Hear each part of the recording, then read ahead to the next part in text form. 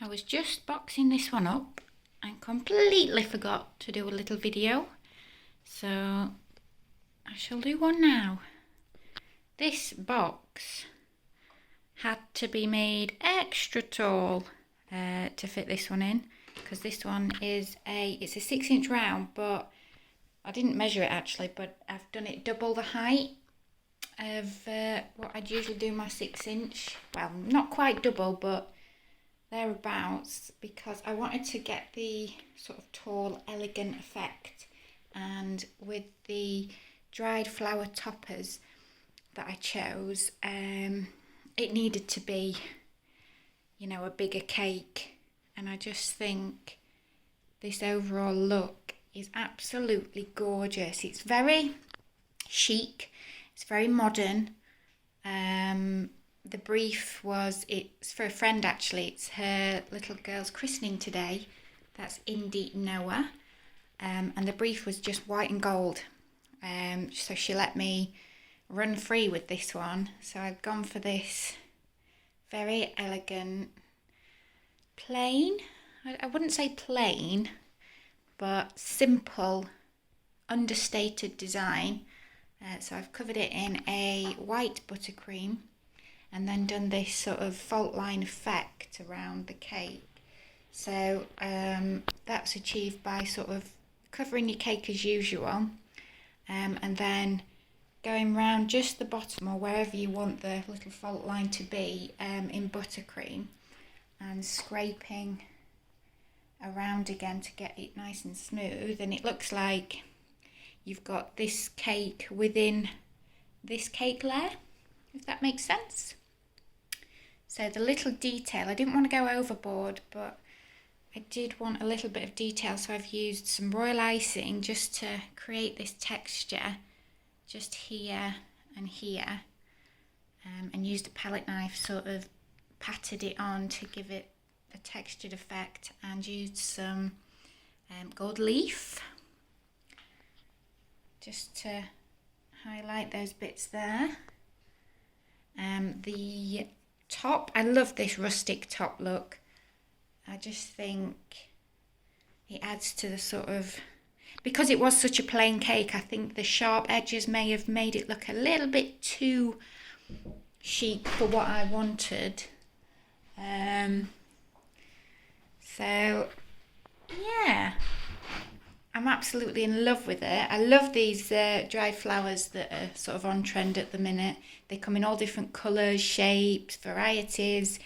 So I've dipped the ends of these stems in chocolate to make them food safe to go into the cake. You can use safety seal. That's something that's on the market that you can seal the end of your flowers with to stick in the cake. It's just to make it food safe, because they come into contact with the cake itself, and you don't know what's on the end of these really. So we've got some white feathers as well. I'm absolutely in love with this design.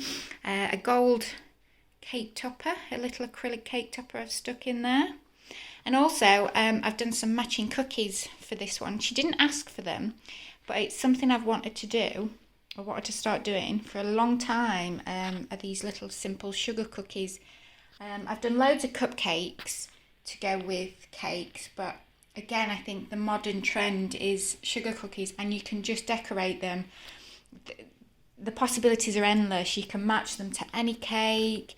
I've used these ones. I've used a little, the shadows on, excuse fingers, my hands are clean. So I've used a little impression mat on this one, and it's just raised the detail up on that. It's just gorgeous. And then I've used a letter impression in I for the Indy Noah. This one I've used little letters to create the whole name, and I've kept in with the colour scheme, so we've got whites and golds.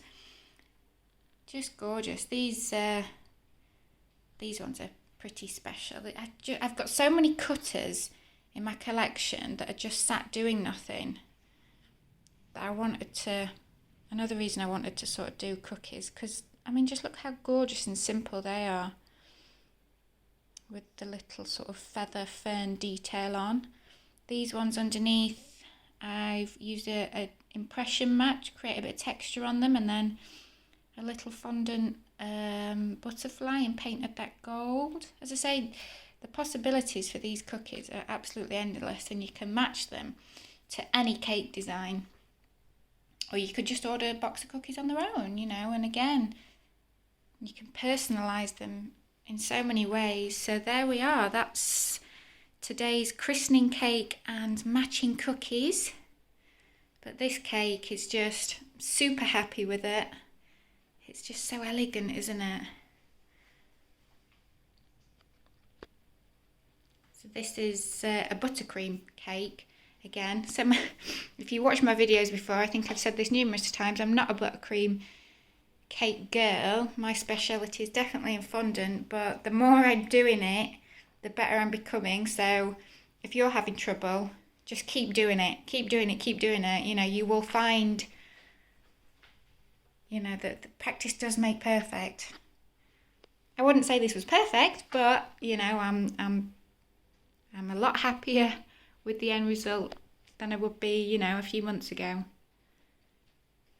Gorgeous.